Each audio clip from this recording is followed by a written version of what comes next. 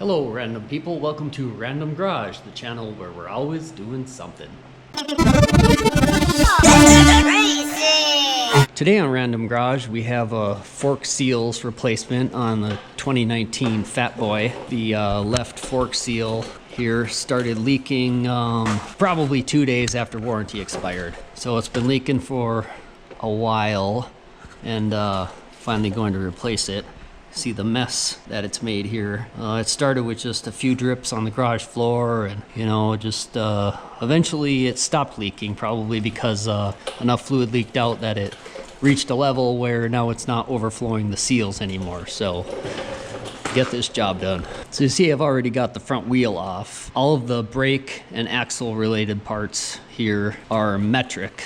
So first of all, pulled off the brake caliper, and those are these 12-point head bolts, and they take a 12-point 10mm socket for those. Now we went up under here and loosen up that axle pinch bolt that clamps this little gap here. You need a 6mm Allen for that, and then pulled the axle out. Here's the axle. And that's a 19mm Allen for that, and it just unscrews from the opposite side fork leg. So to replace the leaking fork seals, I'm going to have to disassemble the forks. So to get them out, I'll have to take the fender off, and then the nacelle here, and then loosen the fork pinch bolts and slide the forks out. Well, these fender bolts are standard hardware, so they just take a 1/4-inch Allen to get those out. I like to start by taking out both bolts on one side and then sticking a screwdriver in there like this to hold this side. That way then, as I take out the 2 bolts on the other side, I can hold the fender with my other hand and then pull the screwdriver out and get the fender out carefully without damaging anything. So now we'll take out these nacelle side cover bolts. This bike's got a Memphis Shades headlight on it, so these aren't the stock Harley screws, but take those out quick. As soon as you take those 2 screws out, then this kind of side rear cover comes right off. Now this front piece, it's a little loose, but it's still held in. The headlight bracket here, screwed into the triple tree, holds that in a little bit, so that's not gonna fall out on us or anything. Fairly secure. For extra security, I'll just take those side cover screws and just screw them in there, a couple threads loosely just to hold it. So next we'll take a T45 Torx and loosen these top fork pinch bolts here on each side, but not the bottom ones yet. Hold off on those. So next then, I'll hold this fork leg with one hand and loosen this pinch bolt, and I'm going to bring the fork down until the nut here is a little beyond halfway, and then I'll snug that bolt up again to hold the fork in place. Now I'm doing this because I want to break this top nut loose while the fork is in the bike, because if I take it out first, it's extremely difficult to hold that fork even in a rubber clamp and get that nut to come loose. So I like to do it in the fork leg. I don't have room here with the handlebar on to get a socket on there and my socket wrench. So if I bring it down here, then I have all this space to work to get that nut loose. But I don't want to bring it down too far, because when this is clamped, say for example, if I had left this clamped right here, it's squeezing that tube tight, and this nut, because of the fine threads in there, and that clamping causes a slight distortion to the tube, this will not come loose if you have a clamp right around there. That's why I bring it down to here. The threads are going to about here, and then my clamping is going to be down here, and I'll be able to loosen up this nut.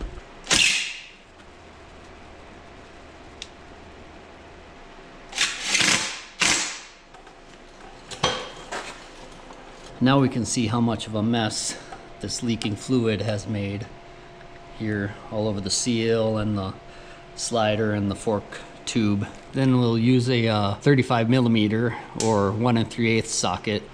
There's a specialty tool made for that.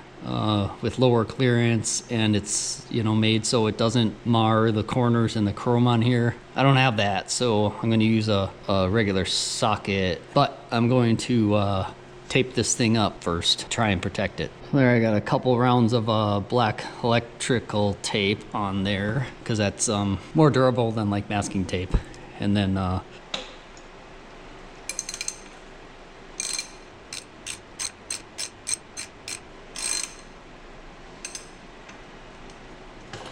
so there, it's loose. That's under spring pressure, so I don't want to take it all the way out yet. I'm not prepared for that, but I just gapped it out maybe 1/8 of an inch. The hardest part is just that first little oomph, trying to get it broken loose. So then I'll just loosen this pinch bolt back up and slide the fork all the way out of the bike. Well, actually, I thought since this is such a mess, maybe I'll do a little bit of my cleanup here and hose and wipe this thing off before I actually pull it out of the bike, since it's in a pretty convenient position here. So now with the fork out, I'm setting it on this rubber pad and a napkin here to protect it. But just with my bare hands, I can now take my socket and slowly unscrew this top cap here, keeping some downward pressure because there's going to be some spring pressure in here that's going to make this thing want to jump when it gets to the end of the threads. So it can catch you by surprise, but try and keep a little muscle on it, and it'll come out hopefully without shooting things all over the place.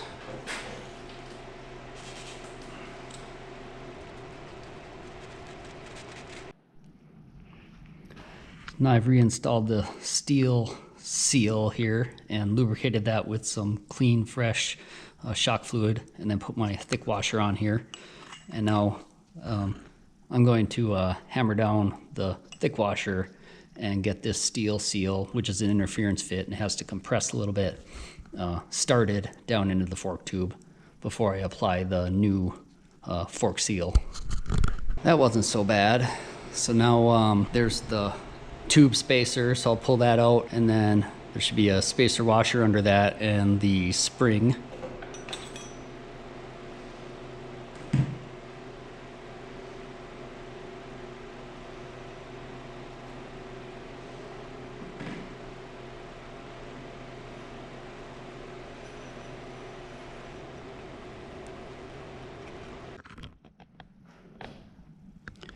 Here I have my damper retainer screw prepared with a brand new crush washer on it. Very important, so you don't want it to leak. And some white Loctite pipe dope.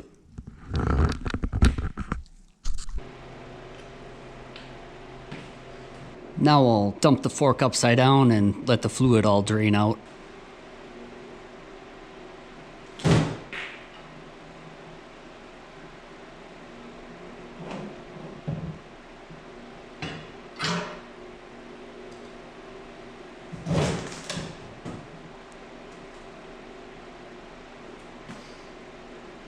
Just let that sit for a few minutes so most of the fluid gets out of it. It's thick and slow to drain. So next we got to get this dust seal out of here. We got to get in that gap and just pry it loose. I like to start with a razor blade, something small and sharp, and get in there and start to work it and try to get a gap started and work my way around. Then a small kind of blunt screwdriver and a bigger screwdriver, and eventually you just pry that seal out. It needs to come out about 1/4 inch or so, and then it's totally loose. And I will start and try to do most of my work on the back side here. In case that fork leg gets a little bit damaged, then it would be less likely to be seen.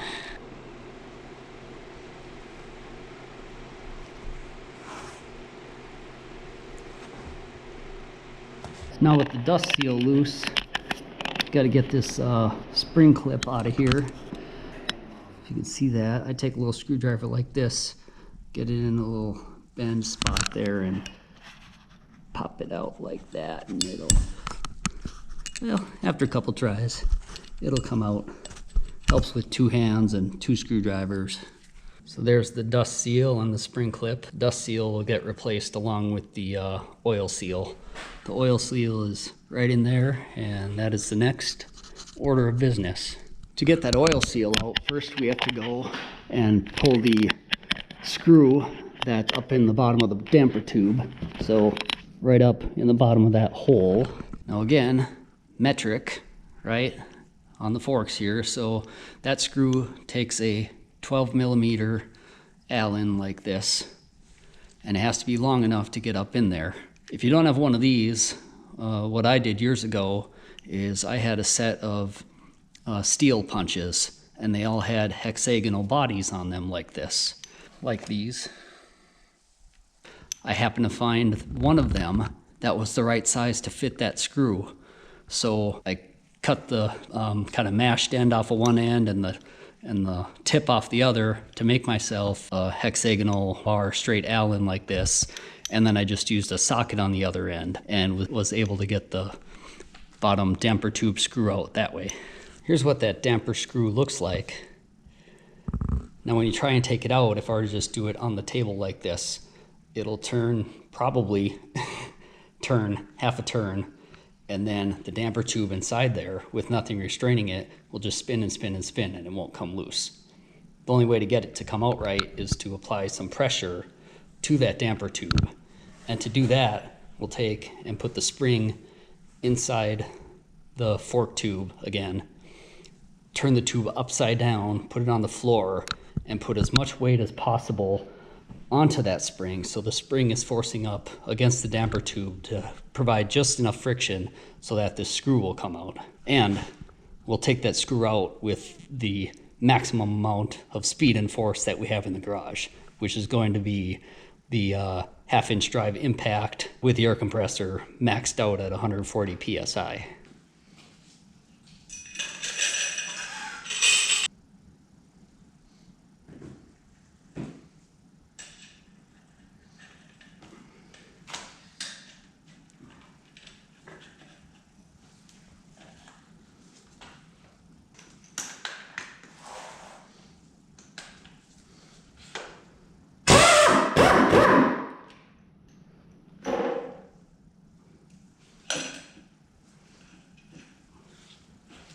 So I felt like I wasn't getting enough spring pressure because the spring recessed all the way up into the fork tube, which of course was collapsed as far as it would go into the slider.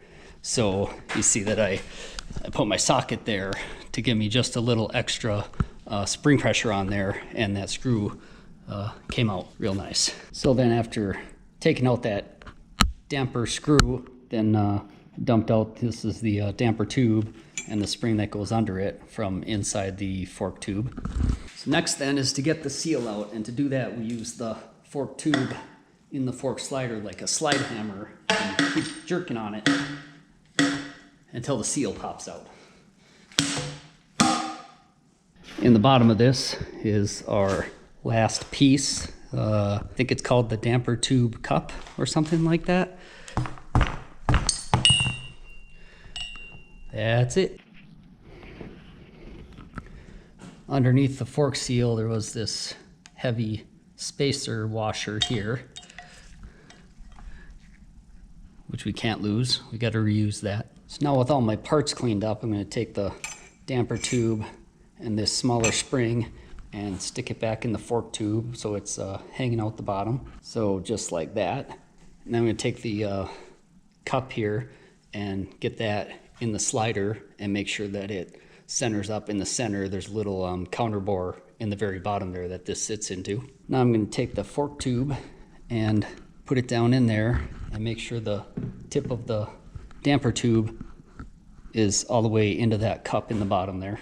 Whoops, better take this steel seal off of here, so that goes back on later. So then you have to check and make sure you got it.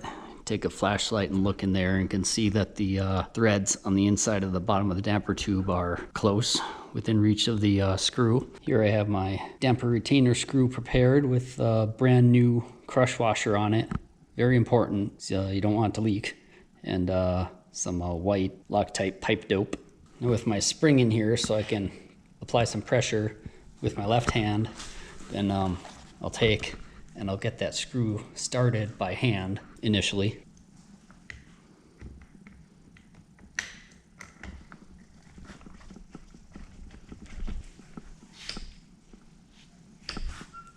I pulled on it there to check to make sure I had it properly started.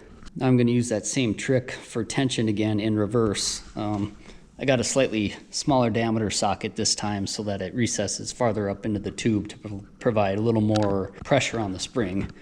And then I'm going to hammer that screw down with my low power impact to get it seated. And then after that, we'll torque it.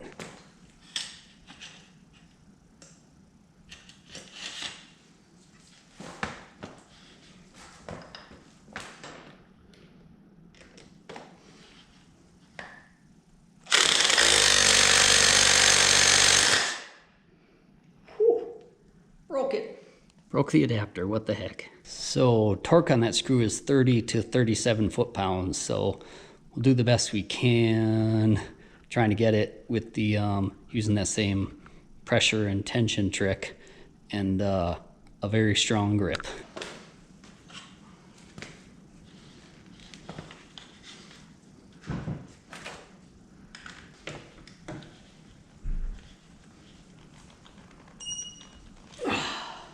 Got 32.6. So schedule 40 pipe is the right size to drive in seal, and it fits over the 49 millimeter fork tubes. So this is PVC. This is a 2-inch schedule 40 coupler, and this is a 2-inch schedule 40 clean out adapter. So this part of the adapter is the same size as the 2-inch schedule 40 pipe, and then there's threads in there where you would put a plug, but I take these two, super glued them together, so I have a nice seal driver that's going to work great. So I've got this steel seal back on here, and it's lubricated with a little fresh fork oil and then the thick washer here. This seal kind of compresses, it's like an interference fit into the slider. So rather than do the oil seal and everything and pound it in all at once, I like to first take that and get that steel seal started in there with the seal driver.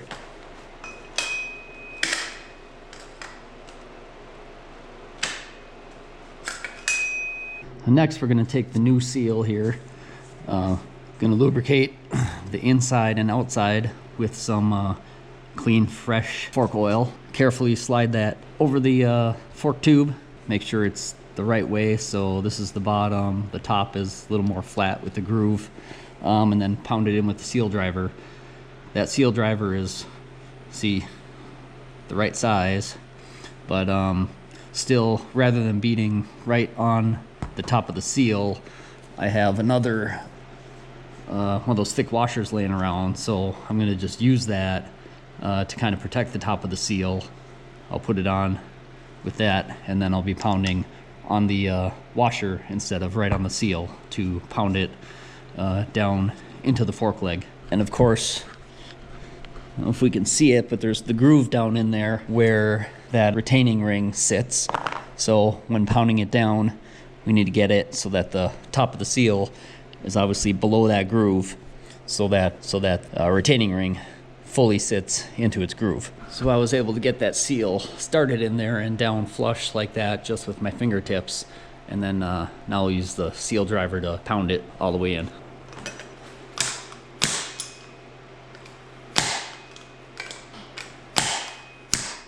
So there, we've got the seal buried down in there, so that groove right there is above the seal. So now I'll just work the snap ring back down into that groove. There's my snap ring right back in place. I just put it in there with fingertips initially, and then I just push it down gently with a flat screwdriver, and it falls right into its groove. I'll put the dust seal back on there first. Again, I'll lubricate the inside with a little bit of fresh fork oil, and right along that outer edge right there too. And then with my seal driver, I'm going to use the opposite end because this end kind of doesn't really fit well on that lip right there, and I don't want to wreck it. So I'll use the opposite side, and it kind of fits nicely around the largest diameter of that thing, and so I'll use that to pound that seal in. There's that seal installed. I didn't actually have to pound. All I had to do was just push, and it went in fairly easily. So now we'll fill this thing up with fluid. It gets filled without the spring and collar in it, and with it fully collapsed like it is, pushed all the way down. It needs to be filled up to, on this model, and this, depending on the model and the forks, this measurement varies, but on the M8 Softail Fat Boy, the fluid level needs to be 4.17 inches from the top. There's a special syringe type tool you can use to do that, or I just use this little scale here instead, and I set my stopper here to 4.17 inches, and then I can just kind of drop it in there like that, and I can see where my fluid level is at. So go ahead and choose your desired method for keeping the fork perfectly upright, but I've got this box with this handle hole in it here and a clamp, and so I've got her just held up so I can fill it and measure my depth. So when you get close to the proper fill height, then you gotta pump the fork tube up and down slowly to work the fluid into the damper tube and work the air bubbles out of it.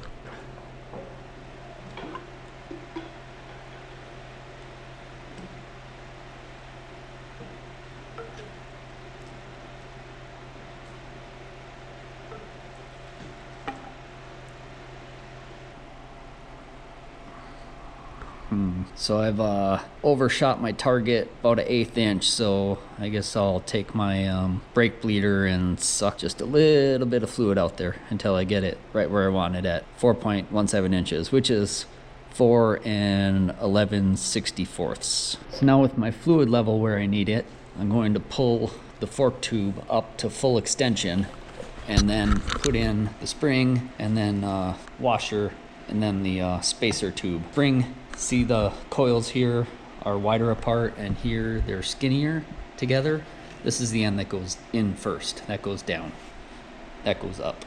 So now comes the hard part of trying to compress the spring and get this nut started on there. I'm going to put the fork tube back into the lower triple tree and snug it up so the triple tree will serve as my stable clamp, and then I can muscle this nut back into place. So there, hopefully this works. Otherwise I might have to extend it up all the way through the upper triple tree so I can get, you know, 2 hands in there a little better. But if I do go up to here, I'm gonna not tighten the upper one.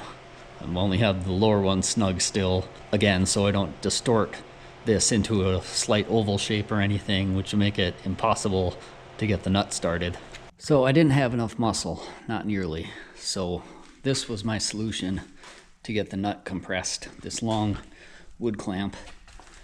But then once I got the nut compressed and down inside the top of the fork tube a little bit, I couldn't turn the nut. So I loosened the pinch bolt again, and then I turned the tube to spin it onto the nut, and this worked fantastic. So now I'm going to drop the tube back down to here and snug up the clamp bolt again, and then torque that top nut to a pretty wide range, 22 to 59 foot-pounds.